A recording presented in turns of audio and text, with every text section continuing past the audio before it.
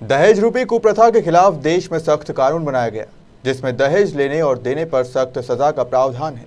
लेकिन इसके बाद भी कुछ दहेज रूपी दानव अपने घर की लक्ष्मी को प्रताड़ित करने से बाज नहीं आ रहे हैं।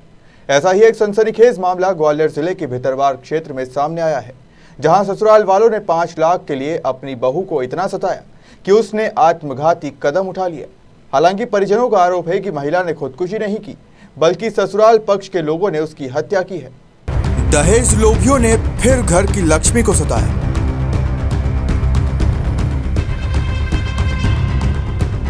₹5 लाख के लिए रक्षा को किया प्रताड़ित।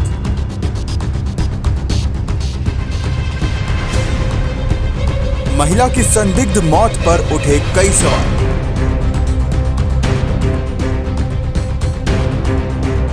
ससुराल पक्ष के लोगों पर हत्या करने का आरोप।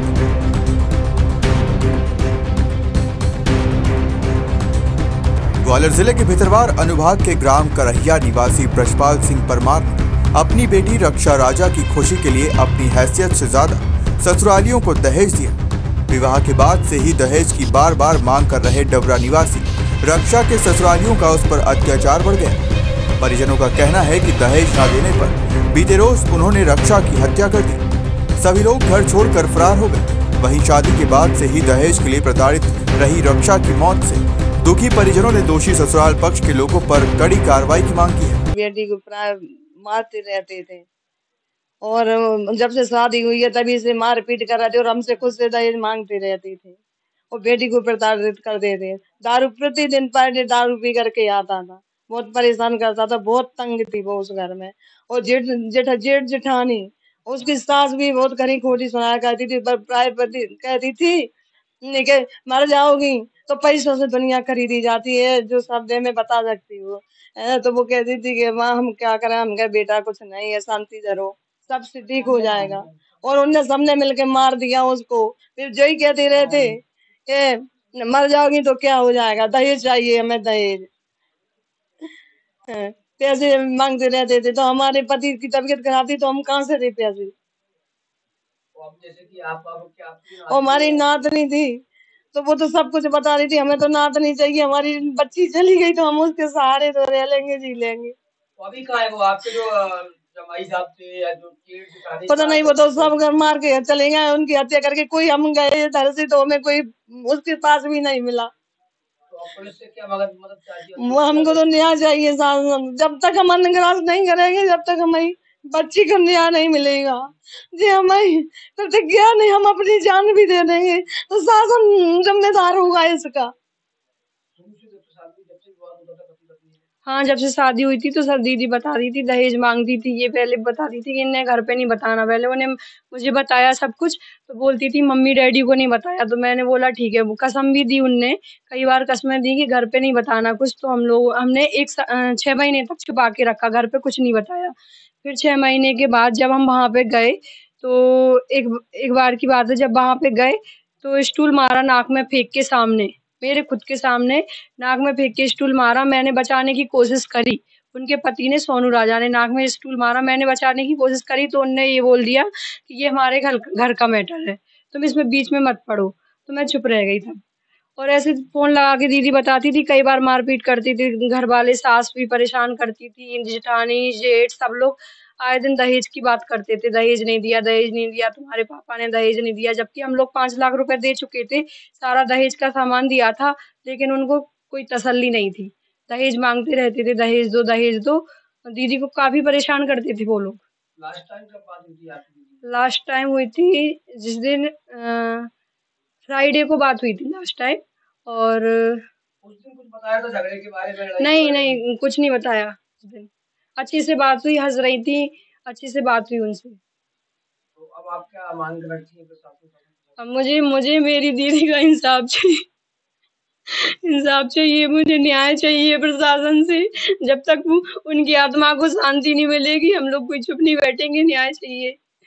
और छोटी सी बच्ची को, और वो 4 साल की है, उसका अपहरण करके ले गए। जब हम लोग वहां पे पहुंचे तो दीदी नीचे जमीन में पड़ी हुई मिली थी, घर में कोई नहीं था, उनकी घर में एक सदस्य भी नहीं था, सिर्फ वहां पे पुलिस थी।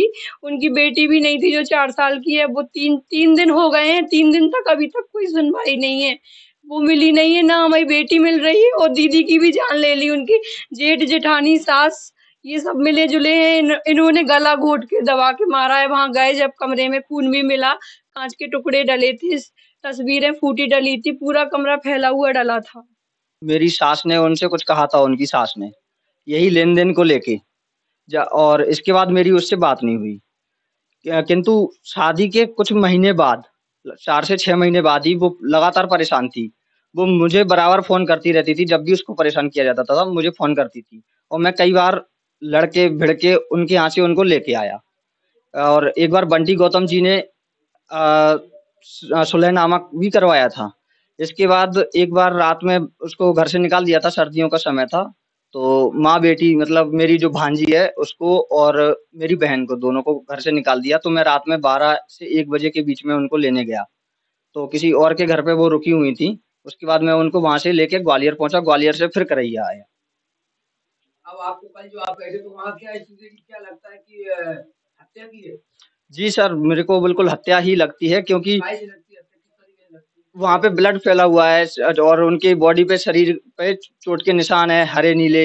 इसके अलावा जो पंखा पे जो फांसी लगाई गई है, तो देखा गया है कि मतलब मैंने खुद ने एक एनालिसिस किया कि मतलब उनकी बॉडी वहां तक नहीं पहुंच पाती, और किसी ने मतलब गेट भी तोड़ा है, गेट तोड़ा है। ये सारे साक्ष्य दर्शाए गए हैं कि मतलब फांसी लगाई है, किंतु ये फांसी नहीं, साक्षात मर्डर है, क्योंकि चोट के निशान ये बयां करते हैं। जब आप वहाँ गए थे जी, उस समय आपको वहाँ पर बॉडी लड़की मिली थी या नीचे मिली थी? मुझे नीचे पड़ी मिली थी। हमारे पास पुलिस का फोन आया था, करैया थाना प्रभारी का, सिकरवार साहब का। उनने बताया कि आपकी, मेरे पापा जी के पास फोन आया था कि आपकी बेटी खत्म हो गई है और आप डबरा जाइए जल्दी। हम लोग बाहर थे, मैंने पापा जी ने घर पे फोन लगाया, सब लोग यहाँ से पहुंचे। हम लोग बाहर से जब पहुंचे तो हमें पुलिस ने ही बताया कि पुलिस ने बॉडी उतारी या जमीन पे पड़ी मिली। तो पुलिस ने हमें बताया कि बॉडी जमीन पे ही पड़ी थी। अब क्या आपके कौन-कौन हो सकता है, इसमें क्या लगता है आपकी बहन को, कौन-कौन आपको संदेह है? चारों लोग, क्योंकि उनके परिवार के चारों सदस्य उनको लगातार प्रताड़ित करते थे। मानवीन सिंह जो उनके जेठ थे, उनने एक बार मेरे से कॉल करके भी बोला था पैसों के बारे में। उनकी जेठानी जी मांडवी राजा, उनकी जो वो सास मुन्नी राजा, जिन्होंने मेरे से बोला कि तुम तो या तो हमें 5 लाख रुपए दे दो, और नहीं तो जो 5 लाख रुपए तुमने दहेज में दिया है वो ले जाओ और अपनी बहन को ले जाओ। ये बात उनने एक बार मेरे से बोला था, तकरीबन 3 साल पहले। इसके बाद मैं अपनी बहन को लेके अपने घर आया था।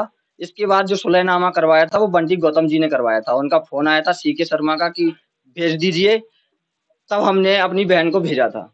रक्षा की मौत से जहां उसकी मां और परिवार का रो रो कर बुरा हाल है, वहीं फिलहाल पुलिस ने मृतका के परिजनों की शिकायत पर मामला दर्ज कर ससुराल पक्ष के लोगों की तलाश शुरू कर दी है। भितरवार से संभागीय हेड इमरान खान की रिपोर्ट।